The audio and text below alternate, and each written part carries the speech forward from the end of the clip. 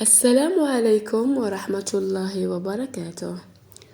أثارت الفنانة المصرية شيرين عبد الوهاب الجدل من جديد عبر مواقع التواصل الاجتماعي، حيث تفاجأ جمهورها اليوم بإلغائها متابعة زوجها الفنان حسام حبيب على موقعي الانستغرام والفيسبوك، وذلك بعد عودتهما في شهر نوفمبر الماضي وزواجهما في نفس الشهر.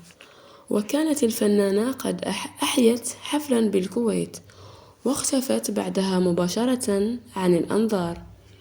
من جانبه قام الفنان المصري حسام حبيب بحذف جميع صوره مع زوجته الفنانة شيرين عبد الوهاب عبر حسابه على الانستغرام. وعلى الرغم من إلغاء شيرين متابعة زوجها، إلا أنه لم يقم بإلغاء متابعتها عبر حسابه على الانستغرام.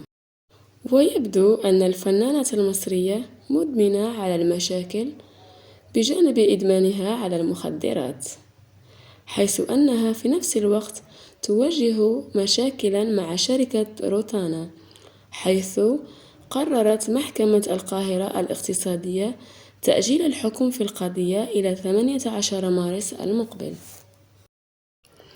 حيث تتنازع الفنانة المصرية وشركة روتانا حول بعض البنود التي تم إبرامها فيما بينهما، حيث طالبت الشركة من شيرين برد مبلغ 10 ملايين جنيه مصري، بينما تؤكد الفنانة أنها لم تخل ببنود العقد المبرم بينهما، وأنها على استعداد تام لتسليم ألبومها المنصوص عليه في العقود. والآن حابة أعطيكم رأيي الشخصي في الموضوع. أرى أن الست شيرين ملكة المشاكل تموت على إثارة الجدل، وكل ما تشوف أن الناس نستها تفتعل شيء جديد لحتى تكون ترند مرة أخرى. أما عن علاقتها بحسام فاطمنوا، لأنه مستحيل شيرين تقدر تعيش بدون وجود حسام في حياتها، لأنه حتى المحامي الخاص بها أصبح اسمه حسام.